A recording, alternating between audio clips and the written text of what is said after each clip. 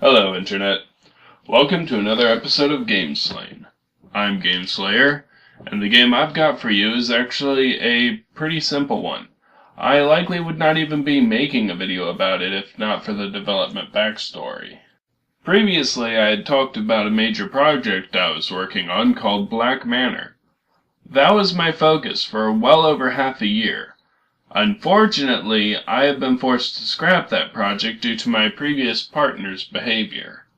Really, I should have suspected it sooner when his adjustments to his artwork kept looking like bad photoshops instead of actual changes to the 3D models.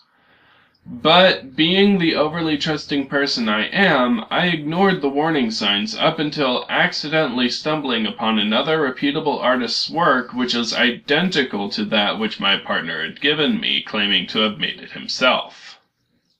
Needless to say, I can no longer trust any of his artwork to be legitimate now, and that means over half a year of work on that game was essentially flushed down the toilet in order to avoid looking like an art thief myself.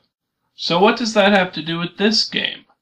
Well, as it just so happened, a stencil jam opened up during this month, and after a couple of weeks of being burned out and feeling pretty bad about wasting such a long time on a defunct project, I decided to do a sort of self-imposed challenge while entering this jam to get back into the spirit of designing things.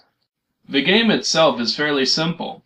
You launch bombs from the cannon, then detonate them to make large chain reactions, resulting in gems being released from the tiles and filling the blue meter on the left. The yellow meter on the right is the timer, which can be refilled by completing a level, collecting gems from longer chains, or by collecting yellow gems.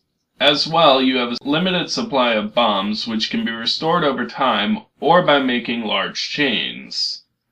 For my self-imposed challenge, I spent the first week making the game playable, then the second week I released a beta, and worked on making further adjustments based on feedback to finish by the 2-week mark. I, of course, still see a million things wrong with the game.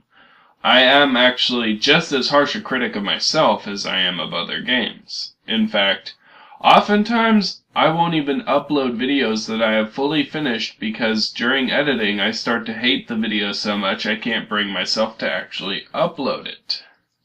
That was not the point though. I wasn't aiming to make a perfect game, I was aiming to finish a game.